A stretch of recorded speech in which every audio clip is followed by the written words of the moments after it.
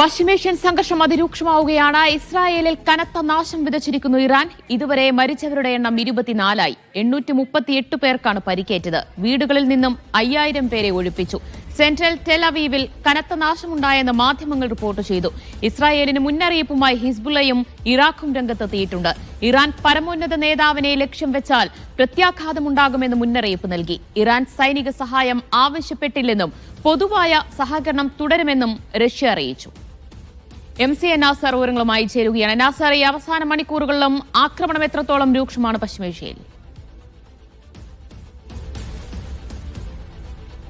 വ്യാപകമായിട്ടുള്ള പ്രത്യാക്രമണങ്ങളാണ് തുടർന്നുകൊണ്ടിരിക്കുന്നത്. ഇന്നലെയും മെനയാന്നും ഇസ്രായേലിന് നേർക്കുള്ള ആക്രമണത്തിൽ ഒരു കുറവ് സംഭവിച്ചിരുന്നു. പക്ഷേ ആ ഒരു പ്രതീക്ഷയിൽ ജനജീവിതം ഏറെക്കുറെ സുഗമമായിട്ട് മുന്നോട്ട് പോകുന്നു എന്ന് കരുതി അതേ ഘട്ടത്തിലാണ് ഇന്ന് വളരെ വ്യാപകമായിട്ടുള്ള ആക്രമണം നടത്തി ഇറാൻ തിരിച്ചടിച്ചിരിക്കുന്നത്. പ്രധാനമായിട്ടും സെൻട്രൽ തെല്ലവീവിലാണ് വലിയ നാശനഷ്ടങ്ങൾ സംഭവിച്ചിരിക്കുന്നത്. അതോടൊപ്പം തന്നെ ബീർഷബയിലെ സൊറോക്ക ആശുപത്രിക്ക് നേരെയും ആക്രമണം നടന്നു. ആശുപത്രിയിൽ നിന്ന് രോഗികളെ പൂർണ്ണമായിട്ടും മാറ്റിയതായിട്ടുള്ള റിപ്പോർട്ടുകളാണ് പുറത്തുവരുന്നത്. 138 പേർക്ക് പരിക്കേറ്റതായിട്ട് ഇസ്രായേൽ ഔദ്യോഗികമായിട്ട് സ്ഥിരീകരിച്ചിട്ടുണ്ട്.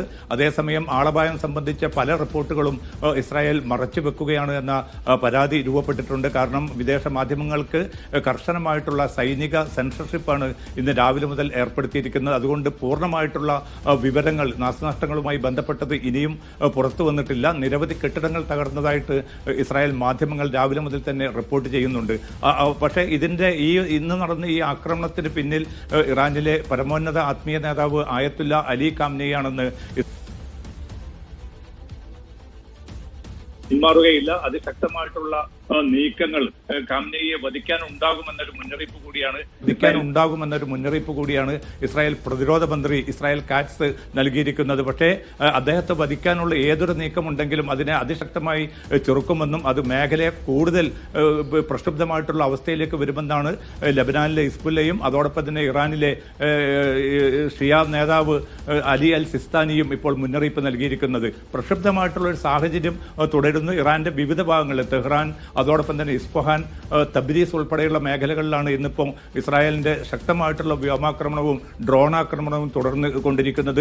നിരവധി പേർ മരണപ്പെട്ടതായിട്ടുള്ള റിപ്പോർട്ടുകൾ അവിടെ നിന്നും പുറത്തു വരുന്നുണ്ട്. തുടക്കത്തിൽ സൈനിക ആണവ കേന്ദ്രങ്ങളെ മാത്രമായിരുന്നു ഇസ്രായേൽ ലക്ഷ്യമിട്ടിരുന്നതെങ്കിൽ പിന്നിട്ട 3 ദിവസങ്ങളായി വ്യാപകമായിട്ടുള്ള സിവിലിയൻ മേഖലകളിലേക്ക് കൂടി ആക്രമണം മുന്നോട്ട് പോവുകയാണ്.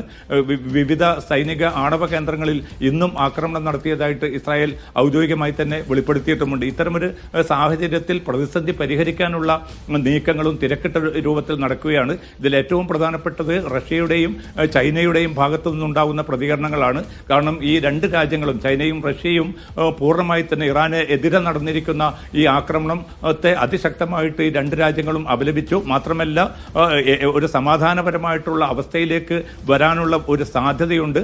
ആ സാധ്യതയെ അമേരിക്കയും അതോടൊപ്പം തന്നെ മറ്റു രാജ്യങ്ങളും അത് തടസ്സപ്പെടുത്തുന്നു എന്ന അർത്ഥത്തിലുള്ള ഒരു പരോക്ഷമായിട്ടുള്ള കുറ്റപ്പെടുത്തൽ കൂടി ചൈന ഇപ്പോൾ നടത്തിയിട്ടുണ്ട്. ഇസ്രായേലുമായിട്ട് ബന്ധമുള്ള ഇസ്രായേലിന് മേൽ സ്വാധീനമുള്ള രാജ്യങ്ങൾ ഈ പ്രതിസന്ധി പരിഹരിക്കാനും സംഘർഷം ലഘൂകരിക്കാനുമാണ് നോക്കേണ്ടത്. അതിനുള്ള ഒരു സാധ്യത പ്രയോജനപ്പെടുത്തുന്ന പരം അവർക്ക് സൈനികവും അല്ലാത്തതുമായ സംവിധാനങ്ങൾ നൽകുന്നത് പ്രതിസന്ധി കൂടുതൽ സങ്കീർണമാക്കുമെന്നാണ് ചൈന മുന്നറിയിപ്പ് നൽകിയിരിക്കുന്നത്. ഇനി ആകെയുള്ള ഒരു വലിയ പ്രതീക്ഷ എന്നത് നാളെ വിയന്നയിൽ ചേരാനിരിക്കുന്ന യൂറോപ്യൻ രാജ്യങ്ങളുടെ പ്രധാനമായിട്ടും ബ്രിട്ടൻ, ഫ്രാൻസ്, ജർമ്മനി എന്നീ രാജ്യങ്ങൾ വിളിച്ചു ചേർത്തിരിക്കുന്ന നിർണായകമായിട്ടുള്ള യോഗമാണ്. ആ യോഗത്തിൽ പങ്കെടുക്കുമെന്ന് ഇറാൻ വിദേശകാര്യമന്ത്രി അബ്ബാസ് അറാഗ്ചി വെളിപ്പെടുത്തിയിട്ടുണ്ട്.